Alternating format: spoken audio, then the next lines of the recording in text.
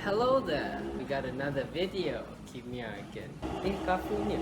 Assalamualaikum warahmatullahi wabarakatuh. So untuk projek kimia hari ni kita akan bincangkan pasal garam. Oh my god, my mom is gonna kill me. She's gonna kill me. Why did I think this was a good idea? Just clip in a picture of that guy in the video. Today's video is a bit different because I am not alone in this. I have teamed up with me one of probably the most smartest dudes in the whole of Segar, Sarvish. So yeah, he's gonna help us out. So first of all, we're gonna start with maksud garam. Berdasarkan definisi buku teks, garam ialah sebatian ion yang terhasil apabila ion hidrogen daripada asid digantikan dengan ion logam atau ion amonium. Sebagai contoh, jika kita ada asid hidroklorik dan kita tambahkan dengan natrium hidroksida, ion hidrogen daripada asid hidroklorik akan digantikan oleh ion natrium daripada natrium hidroksida dan menghasilkan garam, natrium chloride dan air. But let's be honest, you don't really understand what that means. So we're gonna head over to Sarvish and have him explain. Saya akan menunjukkan 3 contoh untuk lebih menerangkan lagi definisi ini. So, contoh pertama. Katakan saya ada asid hidroklorik. Okay? And saya nak menghasilkan garam natrium chlorida. So, apa akan berlaku ialah H ni, hidrogen ni sebenarnya bercas positif. Chlorida ni dia bercas negatif. Ion natrium, okay, Na+ akan memasuki asid ini. Ion hidrogen akan keluar and ion natrium akan masuk and you will dapat NaCl. Sama macam definisi. So garam adalah sebatian ion yang terbentuk apabila ion hidrogen daripada asid digantikan. See? Ion hidrogen digantikan dengan ion logam which is Na+. Contoh kedua, saya nak menghasilkan garam kalium nitrat. Saya ada asid nitrik. Asid nitrik ialah HNO3. So apa akan berlaku ialah kalium ni akan memasuki asid ni. So hidrogen bercas positif, ion nitrat ni bercas negatif. Ion kalium yang bercas positif akan masuk ke dalam asid ini. Ion hidrogen dia akan keluar and kamu akan dapat kalium nitrat. Okey, tapi definisi ni dia ada satu lagi perkara. Digantikan dengan ion logam atau ion amonium. So sekarang saya akan menunjukkan satu lagi contoh tetapi dengan ion amonium. Saya nak menghasilkan sekarang garam amonium chlorida. Untuk menghasilkan garam ni saya memerlukan asid hidroklorik. Okey, contohlah saya ada asid hidroklorik. Okey. Hidrogen bercas positif, chlorida bercas negatif. Kalau kita nak menghasilkan amonium chlorida, kena ada ion amonium. Amonium ialah NH4 positif. So dia akan masuk. This one akan keluar. Kamu akan dapat NH4 Cl. So ini ialah garam amonium chlorida. So kalau anda perasan, ketiga-tiga contoh ini menerangkan apa definisi ini nak cuba katakan. Now you might be thinking, all I need to know is NaCl, table salt. When are we gonna use all these other garam like sodium bicarbonate? Well, that's where you're wrong. This is not drugs, this is sodium bicarbonate ataupun natrium bicarbonate dalam bahasa Melayu. Natrium bicarbonate digunakan dalam bidang penghasilan makanan. Apabila bercampur dengan asid, dia akan menghasilkan gas karbon dioksida yang menaikkan adunan kek ataupun dough roti. Oh ya, Iman's joining us. Garam juga digunakan dalam beberapa bidang yang lain. Bidang tersebut termasuklah fotografi. Garam silver bromide AgBr ataupun perak bromida digunakan untuk membentuk fotografi hitam putih. Sebab mengapa garam silver bromide ini digunakan dalam fotografi hitam putih adalah kerana sifatnya yang fotosensitif ataupun sensitif pada cahaya. Garam ini akan terurai lalu membentuk granul yang berwarna keperakan apabila cahaya ditujukan kepadanya. Bukan itu sahaja, garam juga digunakan dalam produk pencuci. Garam sodium hypochlorite NaOCl atau natrium hypochlorite digunakan sebagai ejen peluntur dalam sabun pencuci pakaian. Dalam bidang pertanian pula, amonium nitrat digunakan sebagai baja. Amonium nitrat membekalkan nitrogen untuk pembesaran tumbuhan. Mari kita lihat aplikasi garam dalam bidang perubatan. Pernahkah anda lihat seseorang yang tangan dia patah? Lepas tu tangan dia ada satu pepejal yang warna putih di sekeliling tangan dia. Pepejal putih tersebut dikenali sebagai plaster Paris. Plaster Paris ni sebenarnya diperbuat daripada kalsium sulfat. Garam kalsium sulfat. Garam kalsium sulfat ni sebenarnya dia dalam bentuk serbuk. So bentuk serbuk ni mereka akan lembapkan. Selepas lembapkan mereka akan letak pada tangan dan biar dia kering. Apabila dia kering, dia akan membentuk pepejal yang keras. That is what you call plaster Paris pada tangan orang yang patah. Selalunya apabila anda terjatuh ataupun terluka, orang akan sapu antiseptik pada bahagian luka. Tetapi pernahkah anda fikir apa itu antiseptik? Alright, antiseptik ni sebenarnya ialah garam kalium manganate. Garam ni sebenarnya akan membunuh bakteria pada permukaan kulit ataupun pada permukaan luka. Sekarang mari kita lihat aplikasi garam dalam industri makanan. Alright, pernahkah anda perasan apabila anda beli sos cili, sos tomato, sos tiram, anda masukkan ke dalam peti sejuk, dia tahan berbulan-bulan. Pernahkah anda perasan kenapa dia boleh tahan? Alright, saya akan bongkarkan rahsia tersebut. Dalam sos-sos itu semua, dia ada satu jenis garam, iaitu garam natrium benzoat. So garam natrium benzoat ni dia akan menghalang pertumbuhan bakteria dan mikroorganisma lain. Maka ini akan melambatkan lagi masa yang diambil oleh sos untuk rosak. Okey, jenis garam. Garam terbagi kepada dua jenis, garam terlarut dan garam tak terlarut. As per the name says, garam terlarut adalah garam yang larut dalam air dan garam tak terlarut adalah garam yang tidak larut dalam air. Terdapat terlalu banyak jenis garam untuk kita hafal semua. Oleh itu, terdapat satu mnemonik yang digunakan untuk mengetahui garam apa yang larut dan tak larut. Mnemonik ni adalah No anak. No mewakili garam nitrat, A dalam anak mewakili amonium, Na adalah natrium dan K kalium. Maksud mnemonik ni ialah apabila garam mempunyai ion nitrat, amonium, natrium atau kalium, maksudnya garam tu terlarut dalam air. Untuk garam sulfat pula, semua garam sulfat larut dalam air kecuali garam plumbum sulfat, garam barium sulfat dan garam kalsium sulfat. Untuk garam klorida pula, semua garam klorida larut dalam air kecuali garam mercury klorida, plumbum klorida dan argentum klorida. Untuk menghafal garam klorida yang tak larut dalam air, kita gunakan mnemonik Cikgu PAH. C dalam cikgu mewakili klorida, PAH mewakili plumbum, argentum dan mercury. Untuk menghafal garam sulfat yang tidak larut dalam air pula, kita gunakan mnemonik Siti pandai baca. S dalam Siti mewakili sulfat, P dalam pandai mewakili plumbum, baca mewakili barium dan kalsium. Untuk garam karbonat pula, semua garam karbonat tidak terlarut dalam air kecuali garam yang mempunyai ion no anak, iaitu natrium karbonat, kalium karbonat dan amonium karbonat. Jadual ini menunjukkan garam yang larut dalam air dan tidak larut dalam air. Walau bagaimanapun, terdapat dua jenis garam yang tidak mengikuti jadual tersebut, iaitu plumbum klorida dan plumbum iodida. Dua jenis garam istimewa ini hanya larut dalam air apabila dipanaskan. Okay, now to penyediaan garam. Penyediaan garam terbagi kepada dua jenis, iaitu garam terlarut dan garam tak terlarut. Garam tak terlarut menggunakan kaedah bendakan. Ini akan dibincangkan oleh Sarvesh. Penyediaan garam terlarut pula terbagi kepada dua, iaitu untuk garam jenis amonium, natrium dan kalium dan garam bukan jenis amonium, natrium dan kalium. Garam bukan jenis amonium, natrium dan kalium dihasilkan dengan tindak balas antara asid dengan logam reaktif, tindak balas asid dengan oksida logam atau tindak balas asid dengan karbonat logam. Penyediaan garam bukan jenis amonium, natrium dan kalium ini akan dibincangkan oleh Iman. And now to my part, garam jenis amonium, natrium dan kalium menggunakan kaedah tindak balas penetralan antara asid dengan alkali. Jadi sekarang saya akan terangkan penyediaan garam kalium klorida menggunakan kaedah penetralan. Untuk penyediaan garam kalium klorida, kita perlukan bahan yang berikut: asid hidroklorik, larutan kalium hidroksida, penunjuk phenolphthalein, kertas turas dan air suling. Radas yang diperlukan pula ialah bika 250 cm padu, rod kaca, corong turas, kaki retot dan pengapit, pipet 25 cm padu, pengisi pipet, buret, mangkuk penyejat, penunda Bunsen, alas segitiga tanah liat, kelalang kon, tungku kaki 3, jubin putih dan botol pencuci. Prosedur penyediaan garam kalium klorida terbagi kepada dua fasa. Fasa pertama ialah mencari isi padu asid hidroklorik yang diperlukan untuk menetralkan larutan kalium hidroksida. Fasa kedua ialah penghasilan garam kalium klorida.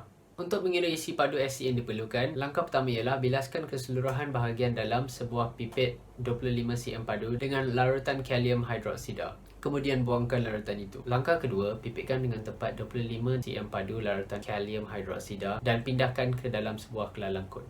Langkah ketiga, tambahkan beberapa titis petunjuk phenolphthalein dan goncangkan. Langkah keempat, bilaskan keseluruhan bahagian dalam sebuah buret dengan asid hidroklorik.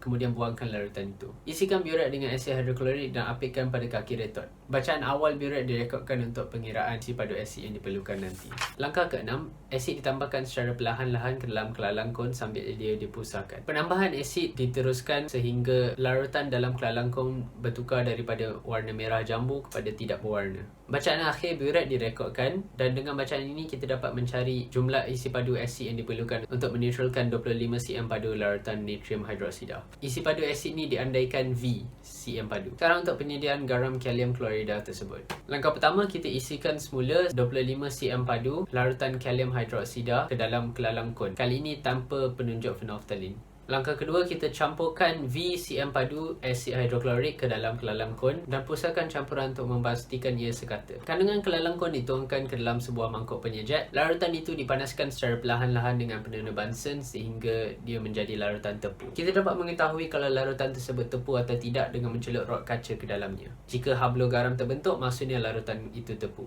Seterusnya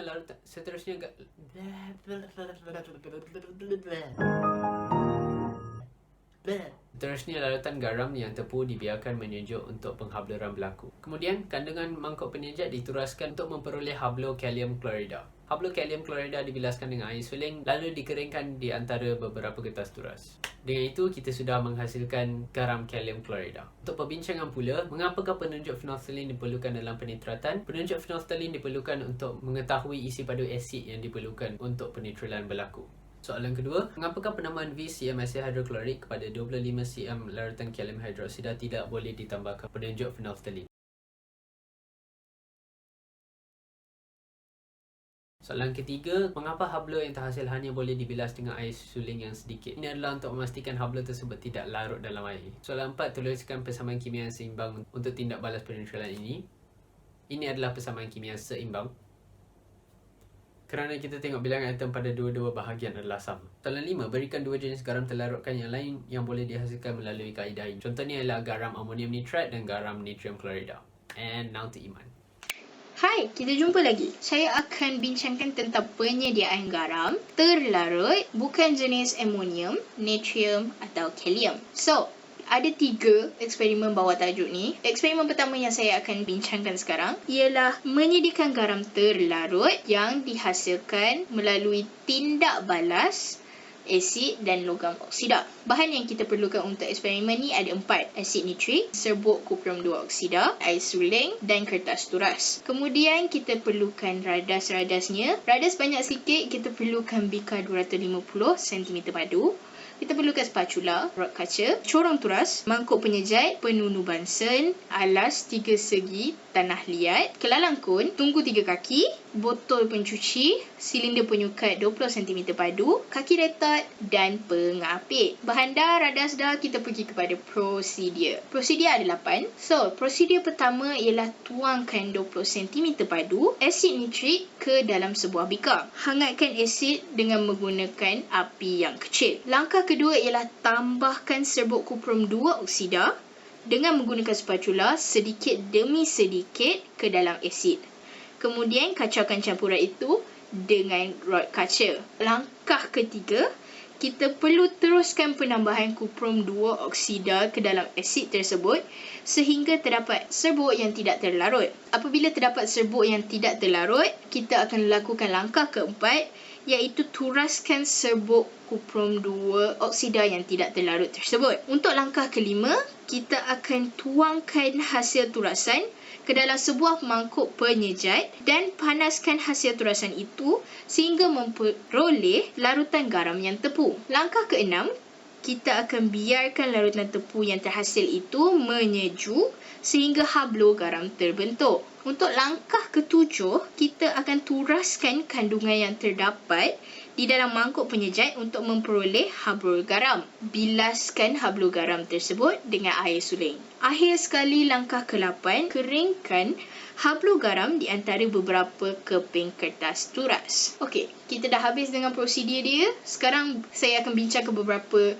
perbincangan yang terdapat dalam buku teks untuk eksperimen ini. Perbincangan pertama, kenapa kuprum 2 oksida perlu ditambah secara berlebihan? Okey, kuprum 2 oksida perlu ditambah secara berlebihan untuk memastikan kesemua asid nitrik bertindak balas sepenuhnya dengan kuprum tersebut. Perbincangan kedua, tulis persamaan kimia bagi tindak balas antara asid nitrik dengan kuprum 2 oksida. Persamaan kimia tersebut ialah asid nitrik HNO3 tambah dengan serbuk kuprum 2 oksida, right? 2 oksida CuO Dah dapat macam ni, kita buat persamaan dia. CuNO 3 tambah H2O. Kita perlu seimbangkan persamaan kimia ni. Kita tambah 2 kat sini. Kenapa tambah 2 kat sini?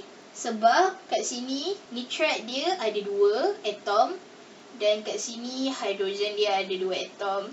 So kat sini tadi hidrogen dengan nitrat dia 1 je atom. Jadi kita tambahkan 2 supaya kedua-dua ni ada 2 atom. Eksperimen kedua yang saya akan bincangkan ialah menyediakan garam terlarut melalui tindak balas di antara asid dengan logam reaktif. Bahan dia lebih kurang dengan eksperimen yang first. Cuma yang lainnya ialah asid dia dengan dia punya logam. Yang kita gunakan sekarang ialah asid sulfurik dan logam yang kita gunakan ialah zinc. Rada sama je macam eksperimen yang pertama. Ketiga-tiga eksperimen di bawah penyediaan garam terlarut, bukan jenis amonium, natrium dan kalium ni sama dia punya radas. Radas dah, bahan dah, kita pergi dekat prosedur.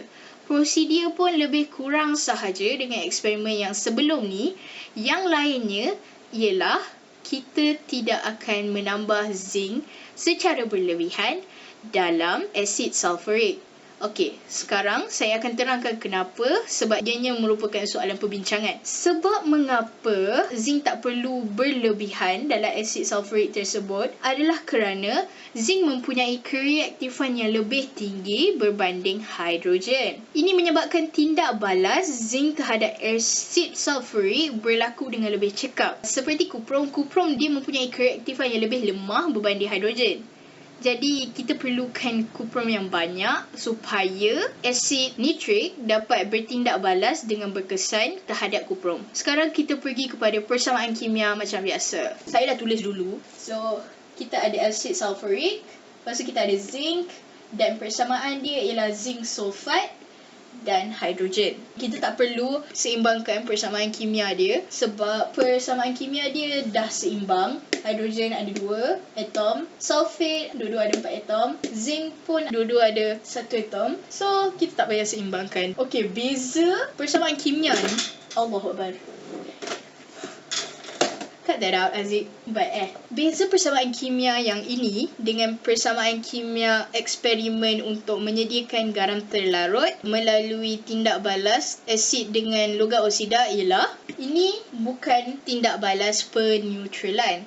Kenapa? Tindak balas peneutralan hanya berlaku apabila tindak balas asid dan base menghasilkan garam dan air. Tapi instead of garam dan air, persamaan ni hanya menghasilkan garam dan hidrogen. Jadi dia tak boleh nak diklasifikasikan sebagai tindak balas peneutralan.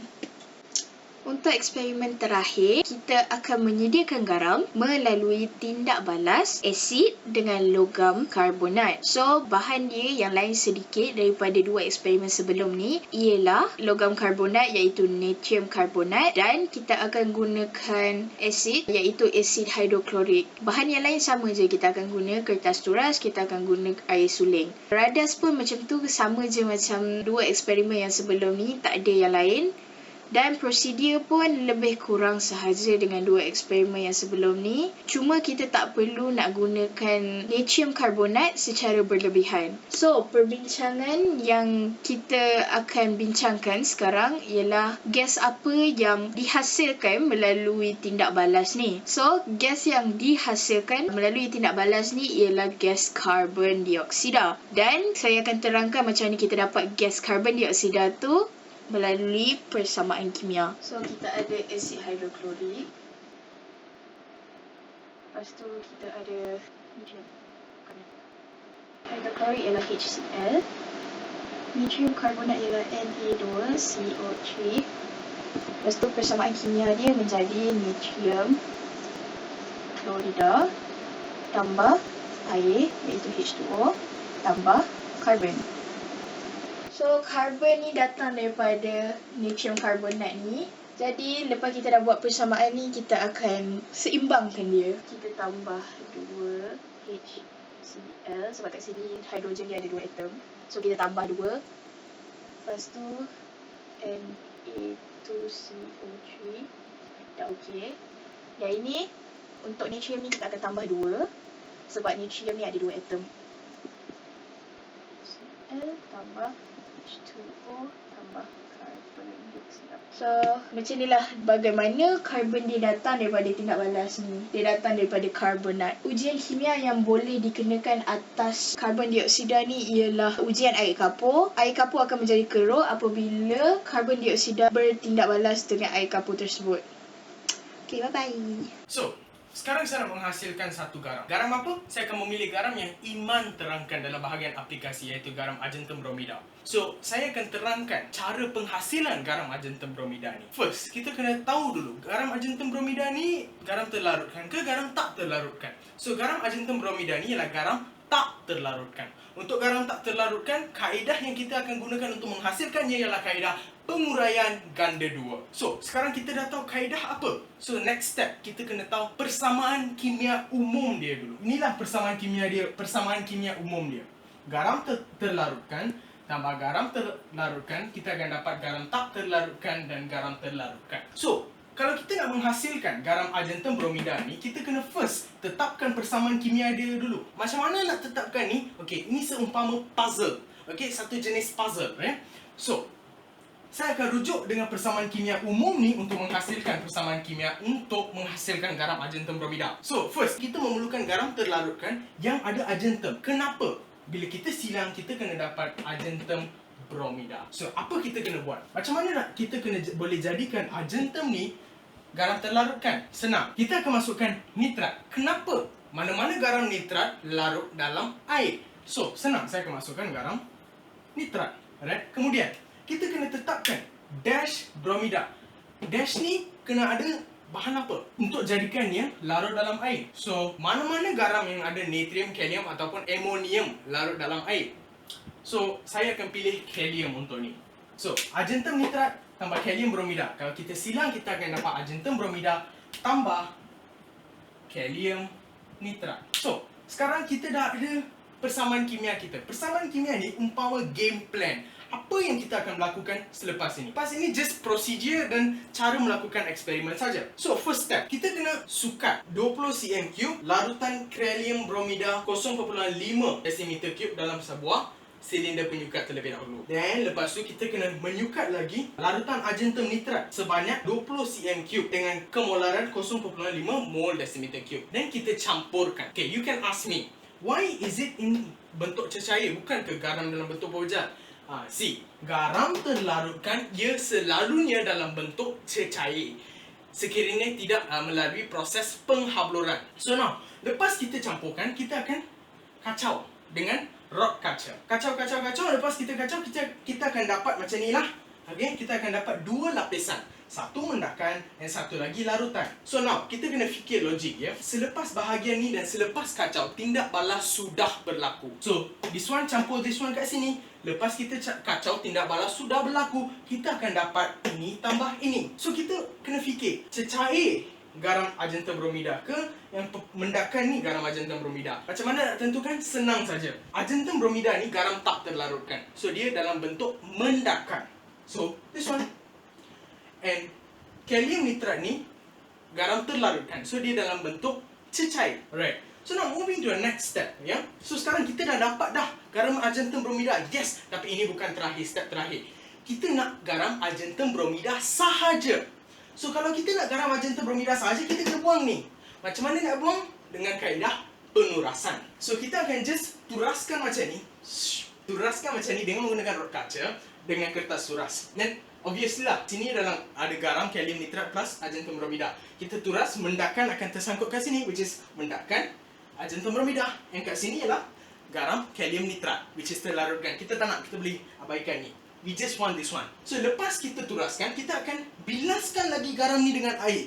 Kenapa? Every step ni ada sebab. Kenapa kita kena bilaskan dengan air? Untuk menyingkirkan garam kalium nitrat yang mungkin tersekat pada mendakan ni. So, apabila bilas dengan air, kita seumpama membersihkan mendakan ini. So, we get clean mendakan argentum bromida. So, selepas kita bersihkan, kita kena just keringkan di antara dua kertas turas. Kenapa kita kena keringkan? Semua garam yang kita hasilkan perlulah dalam bentuk pepejal, kering dan bersih. Proses ni kita lakukan untuk mendapatkannya dalam bentuk pepejal.